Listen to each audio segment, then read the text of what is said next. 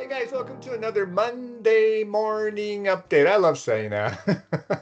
With Rozella and Steffani over in Spokane, Deer Park. How's it going, ladies? It's good. It's cold out. We're getting there. Winter has finally, I think, kind of decided to show up a little bit.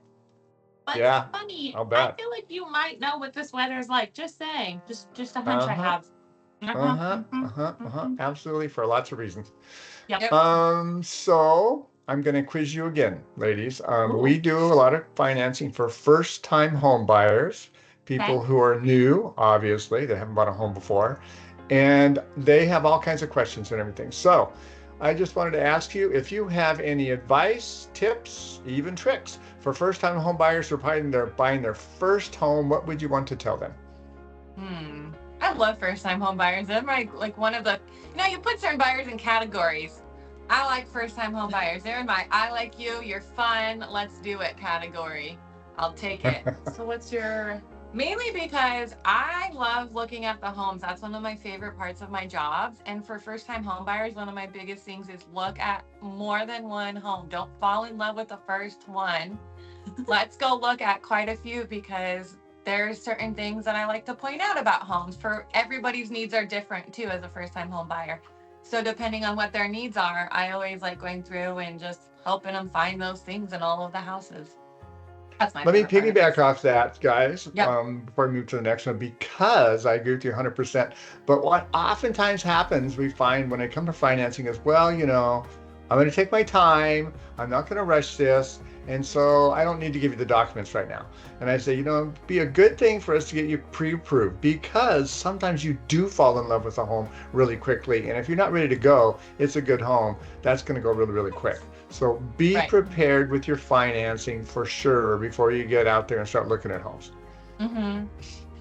Very true, because they do fall in love with the first one that you find, which Sometimes. sometimes works perfect. And I like it when that paperwork's ready to go, especially because it's usually on a weekend, right, John? Yeah, oftentimes it is, exactly. And we want to be able to give them a strong pre-approval letter. And if we don't have your income and if we don't have your assets, we can't even give them a pre-approval letter, much less a strong one. So the more documents we get up front, the loan application, the credit report, assets for the down payment, we figure out the gift funds, whatever it may be, we get it all nailed down. It also helps you, as the first-time home buyer, know what the loan's going to look like at different price ranges. So when you're out there searching for a home with Rosella or Steffani, they can show you the right price range for you. It's just really important. What about you? What's your tips for first time home buyers? well, I'm not as dreamy and whimsical as you two. I'm a little more realistic with my All first time right, home buyers. Debbie, let's hear it. I love them. However, I will tell you, stay emotionally neutral if you can for me, please. Yes, it's Uh-huh. okay to get excited about all the things. Yes, we need you to dream and picture and all the things. That is so fantastic and great. But as a first time home buyer, you're going to jump through a lot of hoops and it's going to be a lot of muscles that you haven't worked in a long time. So just be emotionally like ready for that. Meaning, because number one, you can get upset, like you can get exhausted. First time home buyers are like, oh my gosh, this is so many emails and so much stuff I have to do. Is this normal? Yes, it is normal. It is okay.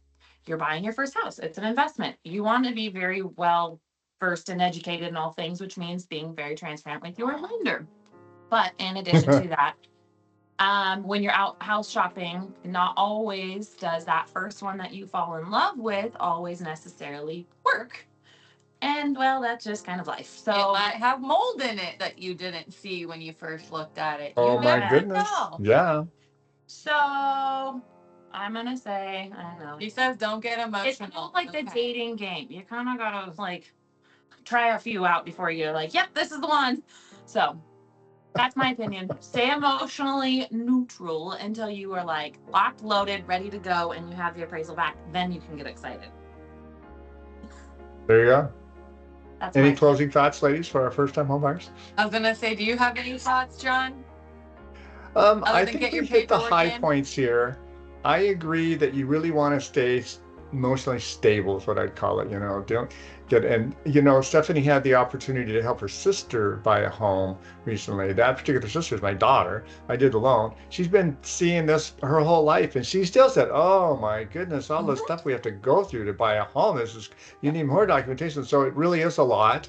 and we recognize that, but we're going to get you through it. It's just a step-by-step process. We're going to tell you where you're at and what's next and what to expect. I know the ladies will do that as well. And so we'll get you through it and you'll get a house. And it is such a life-changing experience for most of our people. It's great.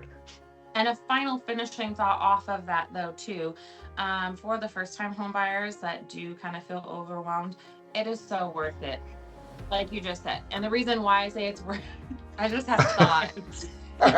It's so worth it because number one, it's a good investment. You're gonna have to make a move anyways. You have to make a payment to live somewhere, so you might as well be paying on something that you're gonna get hopefully return on investment back.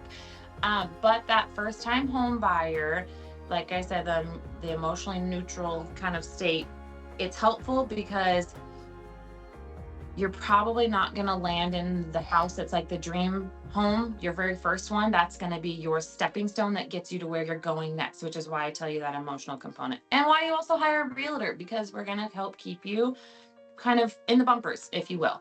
And then you're going to feel like a pro by the end of it. Rozella, I got to hear what you have in mind here. Your mouth. Okay, Awesome. so my thought on that is to be a first-time home buyer, you don't always have to be a first-time home buyer. Yeah, that too. 4 years, right, is what makes you a first-time home buyer. So I've 3. had some clients, 3 years. Oh, okay, 3. I've had some clients recently that have purchased homes, but like 20 to 25 years ago. Oh, wow, that's Right. a big difference. That are now having to repurchase or sell property. So they've done the process before, but the process now looks totally different. So that's Way a whole different. nother, yeah, and so that's a whole nother category of first-time home buyers that is out there. Like originally you think they're just these younger generations that are brand new to the whole thing. No. That is not the only first-time home buyer group that's out there. And so lately I've been having a lot of fun dealing with the other group of people because they're your older people. They've done it a little bit. They have some ideas, but it's all such a new process. So that's another group of people that I've enjoyed working with lately as well for first-time home buyers. Yeah. Is the older generation That's a really good point. redoing it. You're so right. The process has changed so much. People 5 years ago, but certainly prior to 2008, which is what spurred many of the changes in the lending industry. Prior to then, it was like a breeze. You walk in and buy a house and it was easy. It's much more rigorous now. I want to emphasize, we're going to get you there, guys. Hang in there. Follow the advice of your real estate agent, your lender. You're going to get that house and it's going to be worth it. It's rigorous for a reason because we needed to go back and do a lot of self-checks, in my opinion. So true. And those are just those really healthy checkups that you're doing with your lender to make sure that where you're going is where you want to be when you get done. Because once you are done with that purchase, you're stuck with it for a hot minute. So you might want to make sure that you know it fully and understand it. And you're like, yep, I'm going for it. So. Well put. So that just emphasizes my point to get pre-approved and know the cost of the house before you start making offers on the house. You know the end in mind, so you know what kind of payment you're going to be looking at, what the down payment is, what the closing costs are, all those pieces of the puzzle, and that way you're not surprised later on. You go, oh my goodness, this house costs that much. You want to know that stuff up front. Yep, all the things. I like it, ladies. Thanks so much. Thank you, John. Good tips and tricks for our home buyers. Pardon me? I said good tips and tricks for our home buyers. I think they absolutely are. All right. Catch you guys next time. Thanks so much. Adios, amigo. Bye.